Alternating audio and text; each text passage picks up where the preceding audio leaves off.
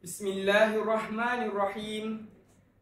Alhamdulillahilladzi hadana lil Islam wa ja'alana min khairi ummatin ukhrijat lin-nas wa asyhadu an la ilaha illallah wahdahu la syarikalah wa asyhadu anna Muhammadan abduhu wa rasuluh.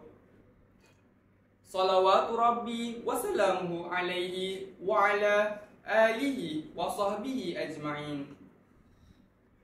Ayyuhal asatizatul kiram, ayyuhal zumala'ul a'izza, assalamualaikum warahmatullahi wabarakatuh.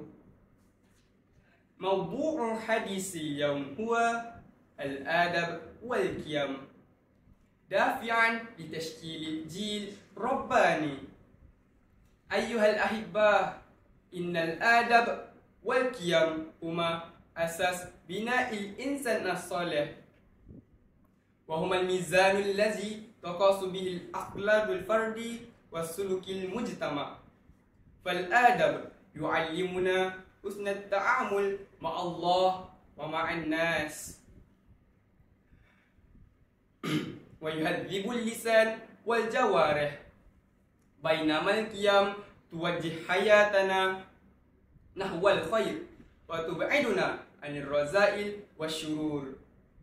Laqad kana rasuluna al-karim sallallahu alaihi wasallam qudwatan fil adabil rafi'i wal qiyamin nabila, hatta syahidahu rabbuhu biqauli a'udzu billahi minasy syaithanir rajim wa innaka la'ala khuluqin 'azim.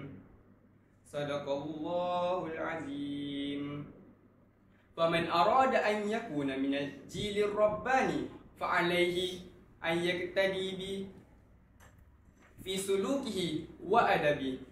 Ayyuhal ikhwah, innal ummata allati tatamassak bil adab wal qiyam hiya ummah qawiyyah thabitah qadiratun ala muwajahati tahaddiyat wa murabbiyatun li jilin wa'in ya'budullah haqqa ibadati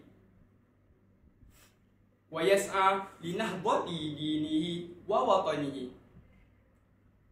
Fal nahris nahnu tullabal ilmi ala tamassuki bil adab ma'a muallimina wa ahlina wa asdiqaina wa ala tahalli bil qiyam mislu sidqi wal amanah wat ta'awun wal ihtiram.